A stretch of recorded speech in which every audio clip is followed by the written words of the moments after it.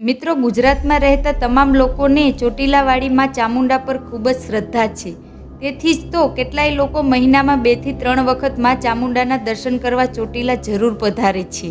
કહેવાનો મતલબ એ છે કે દિવસ આખો આ ધામ ભક્તોથી ઉભરાયેલું રહે છે.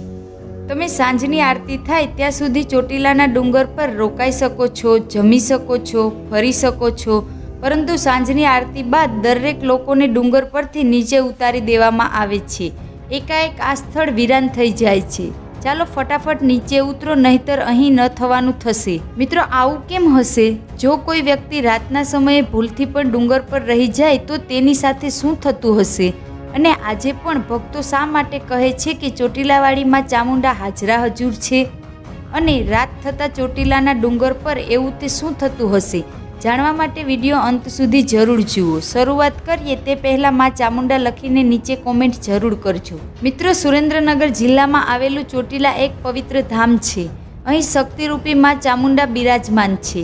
1173 ફૂટ ઊંચાઈ પર બિરાજિત માં ચામુંડા હિન્દુઓના કુળદેવી છે. પૂનમના દિવસે અહીં પગ મૂકવાની પણ જગ્યા હોતી નથી. આખા ગુજરાતના ખૂણે ખૂણેથી લોકો માતાજીના દર્શન કરવા અહીં આવે છે. અંદાજિત 1000 જેટલા પગથિયા ચડીને જઈએ ત્યારે માતાજીના દર્શન થાય છે. ડુંગરની ટોચ પર બિરાજમાન છે માં ચામુંડા. મિત્રો, સૌપ્રથમ આપણે જાણીશું કે માતાજીનું નામ માં ચામુંડા કેવી રીતે પડ્યું હશે. તો મિત્રો, હજારો વર્ષ પહેલાંની આ વાત છે, જ્યારે પૃથ્વી પર ચંડ અને મુંડ નામના 2 રાક્ષસો રહેતા હતા. આ બંને રાક્ષસોએ લોકોનું જીવવું હરામ કરી નાખ્યું હતું. પ્રજા ત્રાહિમામ પોકારી ઉઠી હતી. તેમજ ઋષિમુનિઓને પણ ખૂબ ત્રાસ આપતા હતા. એક દિવસ બધા લોકો અને ઋષિમુનિઓ સાથે મળીને રાક્ષસોથી બચવા માટે માતાજીની આરાધના કરવાનું શરૂ કર્યું. ઋષિમુનિઓએ યજ્ઞ કરીને માતાજીનું સ્મરણ કર્યું અને હવનકુંડમાંથી એક ચમત્કારિક રીતે આદ્યશક્તિ પ્રગટ થયા. આ મહાશક્તિએ ચંડ અને મુંડનો વધ કર્યો. ત્યારથી આ મહાશક્તિ ચામુંડા તરીકે ઓળખાય છે. પરંતુ મિત્રો, હવે સવાલ એ થાય છે કે ચોટીલા ડુંગર પર સાંજની આરતી બાદ કેમ કોઈ રોકાઈ શકતું નથી?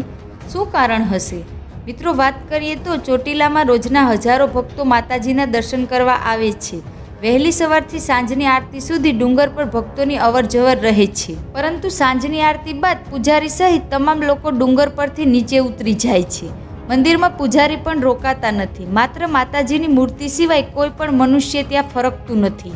આ પાછળ લોકોમાં એક એવી માન્યતા છે કે આજના દિવસે પણ કાલભૈરવ ખુદ મંદિરની બહાર ચોકી કરે છે, માતાજીની રક્ષા કરે છે. સાથે એમ પણ કહેવાય છે કે રાત્રે ડુંગર પર સિંહ ફરકતો જોવા મળે છે. માત્ર નવરાત્રિના દિવસોમાં જ પૂજારી સહિત 5 વ્યક્તિઓને ડુંગર પર રહેવાની માતાજીએ મંજૂરી આપી છે. આ બાબતે ચોટીલા ડુંગરના ટ્રસ્ટીએ જણાવ્યું કે ડુંગર પર જો રાત્રિ રોકાણ થાય તો તેની પવિત્રતા ન જળવાય.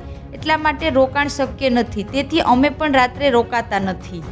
મિત્રો, તમે આ બાબતે શું કહેશો? રાત્રે ડુંગર પર કેમ કોઈ રોકાઈ શકતું નથી? શું ત્યાં સિંહ આવતો હશે કે માતાજી પ્રગટ થતા હશે? તમને શું લાગે છે? નીચે કોમેન્ટ કરીને જરૂર જણાવજો અને જેમ બને તેમ આ વિડીયો શેર કરો. ધન્યવાદ.